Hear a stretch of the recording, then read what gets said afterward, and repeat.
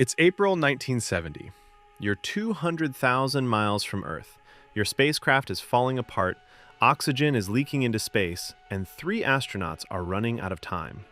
There are no spare parts, no rescue mission, no second chance.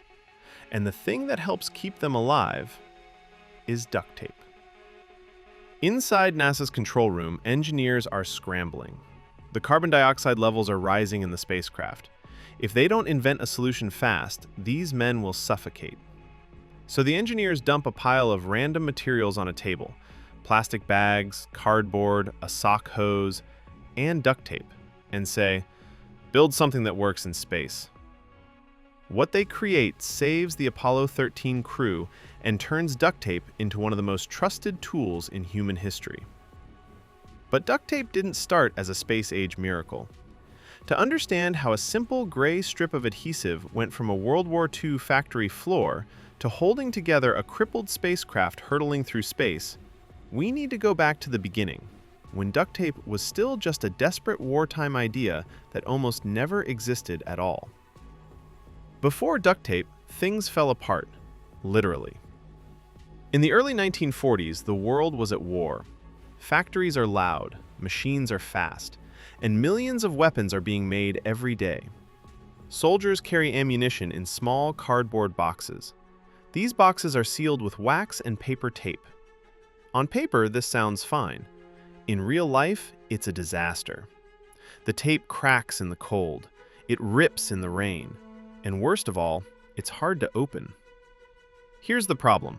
When soldiers need ammo, they need it right now. They don't have time to struggle. They need to pull and fire. Seconds matter in war, and this tape is wasting them. Everyone knows there's a problem, but no one has any idea to fix it yet. The turning point comes through a fearing mother. Her name is Vesta Stout, and she came up with a brilliant idea. She worked in a factory in Illinois, and her job was to inspect ammunition boxes. She noticed the same problem every day. Soldiers couldn't open the boxes fast enough, and all the seals used at the time kept breaking. She knew soldiers worked with bad tape. This problem is held close to her because she has 2 sons. Both served in the U.S. Navy. When she thinks about faulty tape, she doesn't see cardboard, she sees her children. So she has an idea. What if there was a tape that was strong, waterproof, easy to tear by hand? A tape that wouldn't fail in mud or rain. A tape that wouldn't rip. A tape soldiers could trust. She pitched this idea, but her bosses ignored her. So she did something bold for a 1940s factory working woman. She writes a letter directly to the President of the United States. In 1943, Vesta Stout wrote a letter to Franklin D. Roosevelt. She explains the problem simply. She explains her idea clearly. And she ends with this message: I am only a housewife, but I feel this is very important. Roosevelt reads the letter. Instead of ignoring it, he forwards it to the military. The military agrees. This tape could save lives.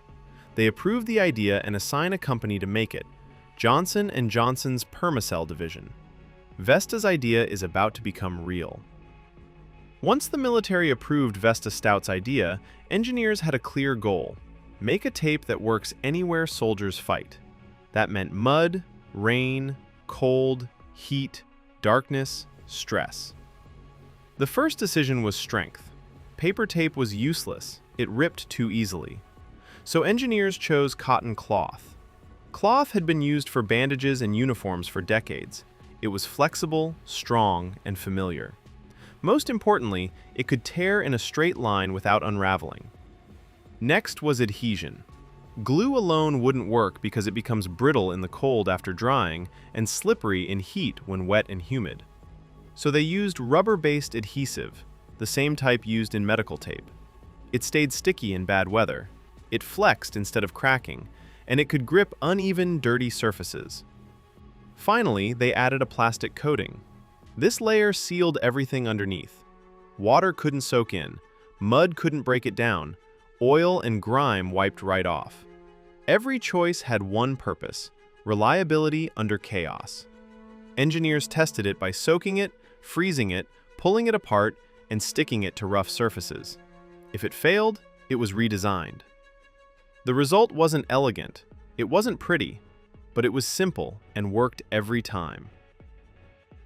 Once it reached the battlefield, soldiers called it duct tape because it repelled water like a duck. Its use spread fast, not because it was ordered, but because soldiers talked. They used it to seal ammunition boxes so water couldn't ruin gunpowder, repair torn boots and uniforms, patch holes in tents, strap loose gear to packs, fix rifle stocks cracked by recoil. Mechanics used it on vehicles, holding hoses in place, securing loose wiring, temporarily sealing fuel lines. Medics even used it to secure bandages, reinforce splints, keep equipment together in emergencies. The key wasn't that duct tape was perfect, it was that it worked immediately. On a battlefield, there is no time for ideal solutions. There is only now. Duct tape became a quiet advantage, a tool that reduced failure, stress, and wasted time. That's how it earned its reputation, not through propaganda, through survival.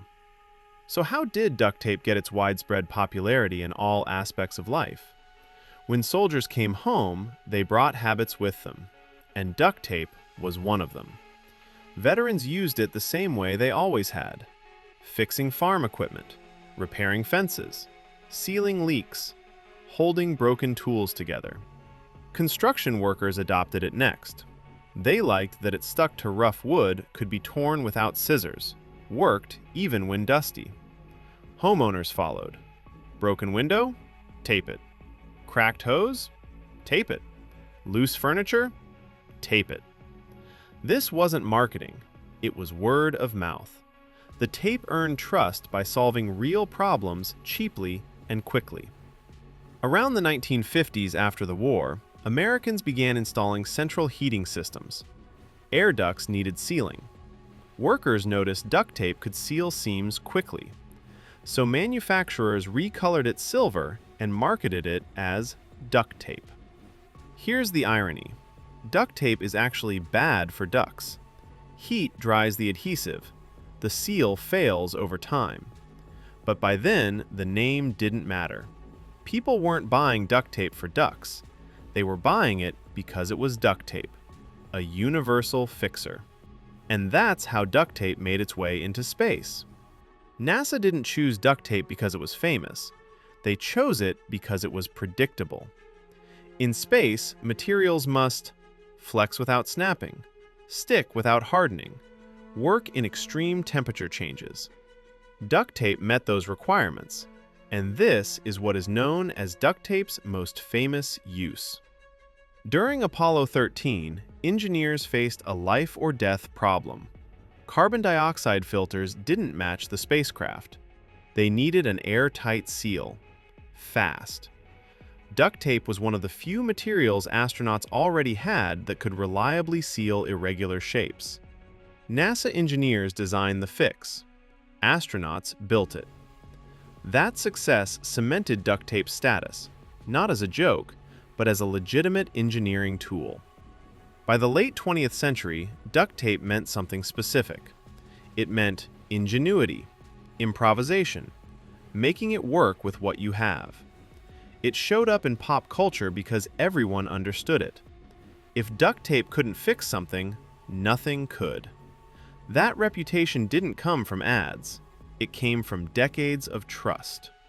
Today, duct tape isn't the best tape anymore. There are better materials for heat, plumbing, electronics. But duct tape still exists for one reason. It represents human problem solving. And it all traces back to one woman who saw a small design flaw and imagined her sons paying the price. She didn't invent duct tape to be famous. She invented it to protect people. And that's why it lasted.